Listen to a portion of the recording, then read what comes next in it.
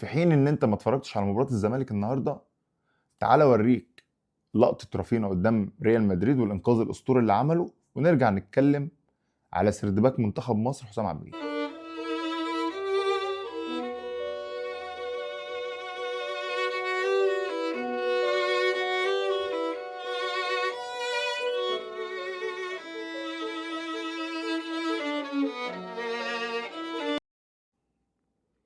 حسام عبد المجيد في 3 لقطات ورا بعض قاصد بقى انه يلبسنا جول مستريح، بس للاسف لعيبه المصري ما ساعدتوش على كده.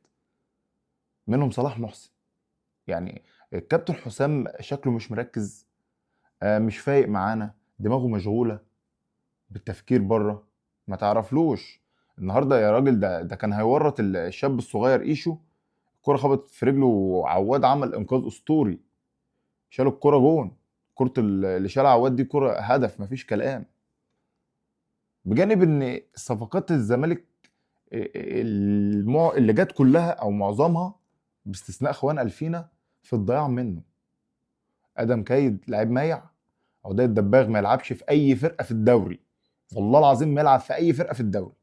شيكوبانزا يعني مش هتكلم عليه، ده في الضياع منه. لا مش ده الزمالك يا جماعه.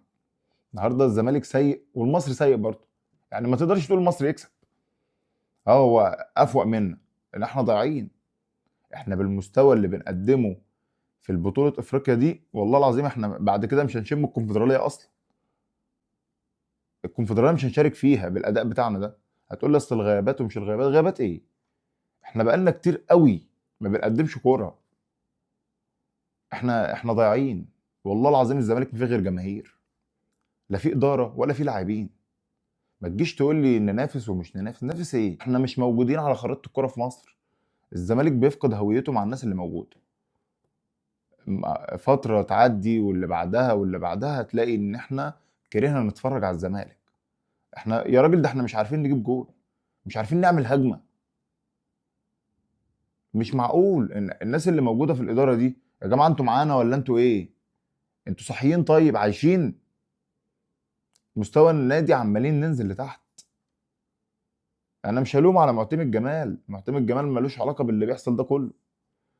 ده احنا عندنا لعيبه ما بتغيرش، والله العظيم ما في غيره ولا في اصرار ولا في، ما تحسش ان احنا نجيب جون اصلا. عادي، كل شيء عند الناس دي عادي.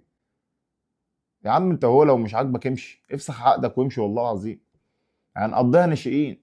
ده احنا لو ما لقيناش ناشئين نقفل النادي ونرتاح.